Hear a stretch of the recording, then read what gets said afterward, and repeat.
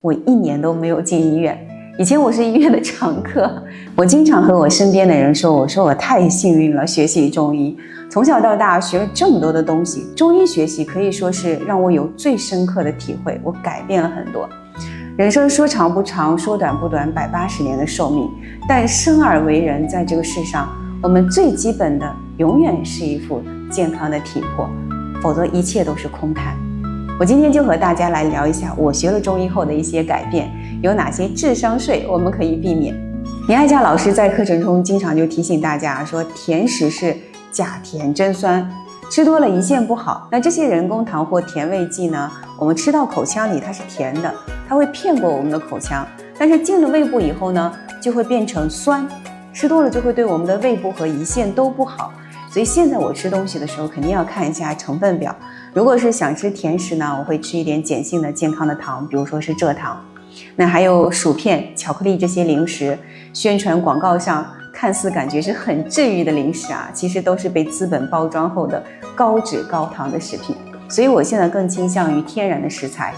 《黄帝内经》里就说五谷为养嘛，选择一些粗粮是很不错的选择，这样不仅省下了买零食的钱，还能很大程度上也给我们的脾胃减轻了负担。那其次呢，第二点我的一个改变就是我生病不慌了。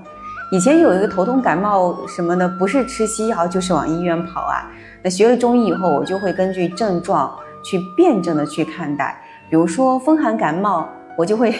自救一下，拿出这个刮痧板，蘸一点橄榄油，顺着我的肺经刮一下，然后再用艾条悬灸一下大椎穴，再配个捏脊，盖个大被子出汗，症状就会慢慢的消一大半啊。所以说学习一下这些中医的外治法，真的是对我们防治一些病症有很高的这个成效。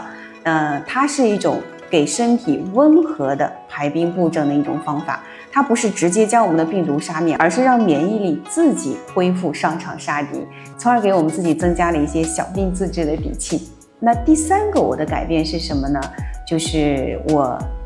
拒绝了吃抗生素。我很少吃西药，但有时候外出因为不方便，也会去西药店去买一点药啊。我记得有一次出差是发高烧，一个人在外面嘛，心里也担心力不从心会发生一些什么事情，就买了几片退烧药。吃完以后就睡了，醒来以后就烧基本退下去了，但是却心慌心悸的厉害，当时不知道什么原因啊。后来我学了中医以后，我才知道这是抗生素的副作用。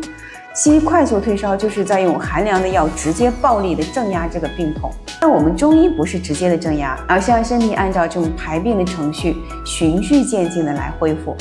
抗生素呢，它就像坦克一样开进稻田，杂草没了，禾苗也伤了。所以大家千万不要随便就给自己服用抗生素啊，要用中医的理念来去修复我们的身体。然后第四个我的改变是什么呢？就是看清了更多的资本的套路。我们很多人可能都刷过现代人必须补什么什么营养素、维生素之类的广告，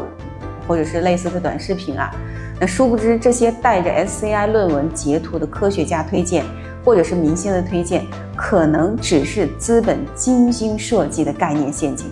我们中医讲究天人合一，大自然从来不会产出纯钙片、提纯维生素，就像我们的苹果不会单独长出钙元素，对不对？我们人体吸收营养需要天地之气的协同，它不是单一的元素的一个补给。那提纯的营养剂有一个非常大的功效，就像尼师所说的，它能够很好的滋养病毒。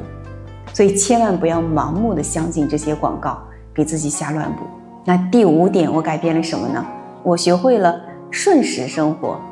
那学了中医以后呢，我会在生活方式上刻意避免一些不好的习惯，开始顺时生活。比如说早睡早起，那想吃甜品的时候我会克制一下，会用蔗糖来代替。春夏秋冬怎么吃东西，怎么安排睡觉时间，晚上睡前不吃东西，不看手机啊，这些等等都是我所做的一些很细小的一些改变，但是非常的管用。这些也不是什么苦行僧式的自律啊，而是发现身体它这台非常精密的节气的钟表，如果我们按时辰季节去调整的话，比吃任何的补药都管用。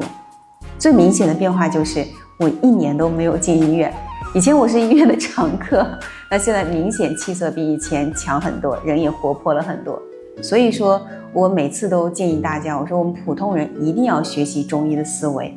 这不是要否定现代医学啊，而是让我们在过度医疗和健康盲区之间找到一种平衡。当我们的孩子咳嗽的时候，你能判断是风寒还是风热？当网红产品刷屏的时候，你能看懂科学包装下的商业逻辑是什么？当我们的身体发出一些小信号的时候，你不再焦虑的病急乱投医了，而是学会与病童对话。我们中医教我们的从来都不是治病的技巧，而是成为自己健康的决策者。所以花点时间学习辨证施散经络的穴位，你避开的不只是金钱的陷阱，更是对我们身体的误判的伤害。那或许有人肯定会说啊，中医太复杂了，但我们普通人你不需要去背伤寒论啊，你只要记住吃应季的饭，睡规律的觉，懂点寒热虚实，就能够在衣食住行中搭建起我们健康的防护网啊！这才是老祖宗留给我们的避坑指南，用千年智慧换一生从容。